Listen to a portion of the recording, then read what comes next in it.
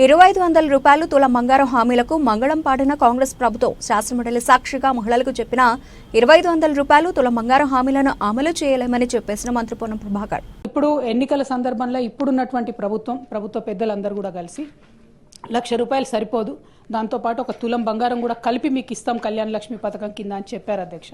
కళ్యాణ మస్తు అని పేరు పెట్టి ఈ పథకాన్ని ఇస్తానని చెప్పి కూడా చెప్పడం జరిగింది అధ్యక్ష. కానీ 15 నెలలు గడుస్తున్నా కూడా మరి కనీసం కళ్యాణ లక్ష్మి ఎంతమందికి ఇస్తున్నారు, పాత పద్ధతిలోనే ఇస్తున్నారా, ఇస్తుంటే క్రైటీరియా మార్చారా లేదా, ఇంకొకటి ఈ తులం బంగారం మరి 15 నెలల్లో అయినటువంటి పెళ్లిళ్లకు మీరు తర్వాతైనా రియంబర్స్ చేస్తారా, ఏం చేస్తారు అనేటటువంటి అంశాన్ని మేము అడగడం జరిగింది అధ్యక్ష. జవాబు చూస్తే చాలా డిసప్పాయింటింగ్ ఉంది అధ్యక్ష. కళ్యాణ మస్తు పథకాన్ని కన్సిడర్ చేస్తున్నారా అంటే సింపుల్గా సాఫ్ సీదా కన్సిడర్ చేస్తలేము అని చెప్పి ఆన్సర్ ఇవ్వడం జరిగింది అధ్యక్ష.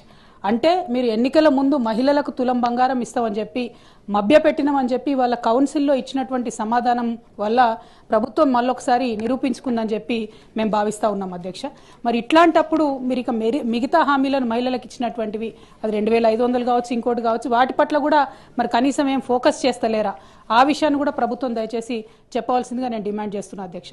మరి ఇంత సోషల్ కాన్సెప్ట్, ఇంత బ్యాక్గ్రౌండ్ తోని మంచి ఇండికేటర్స్ తోని చేసినటువంటి కార్యక్రమాన్ని నీరుగార్చడం, మీరు ఇచ్చినటువంటి హామీ మీద ఇంత విస్పష్టంగా మేము అసలు చెప్తలేము, కన్సిడర్ చేస్తలేమని చెప్తే ఇది మహిళలను మీరు మోసం చేసినట్టుగానే మేము భావించవలసి వస్తుందని చెప్పి ఈ సందర్భంగా ప్రభుత్వాన్ని అడుగుతూ కనీసం మరి తర్వాతన్నా ప్రారంభిస్తారా అనేటటువంటి ప్రశ్నను నేను మంత్రి గారిని అడుగుతా ఉన్నాను.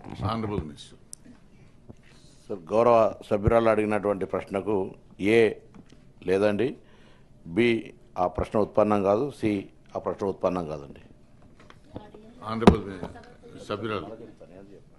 అధ్యక్ష, థ్యాంక్ యూ అధ్యక్ష. పొన్నం ప్రభాకర్ అన్న చాలా నిజాయితీగా మేము మహిళలను మోసం చేసినాం ఎన్నికల ముందు, ఇప్పుడు మాత్రం ఆ పథకం ఇచ్చే ఉద్దేశమే లేదు అని చెప్పి ఖరాఖండిగా కౌన్సిల్ సాక్షిగా చెప్పినందుకు వారికి ధన్యవాదాలు తెలియజేస్తా ఉన్నాను.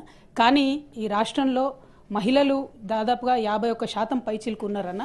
మహిళలు మీరు చేసినటువంటి మోసాన్ని గమనిస్తున్నారు. ఖచ్చితంగా సమయం వచ్చినప్పుడు మాత్రం వారు జవాబు చెప్తారని చెప్పి చెప్పక తప్పదు అధ్యక్ష. ఎందుకంటే ఇంత మొహమాటం లేకుండా మేము ఎన్నికల వాగ్దానాన్ని చేయమని చెప్తున్నారు ప్రభుత్వానికి. కంగ్రాచులేషన్స్ కూడా ఈ సందర్భంగా తెలియజేస్తా ఉన్నాను.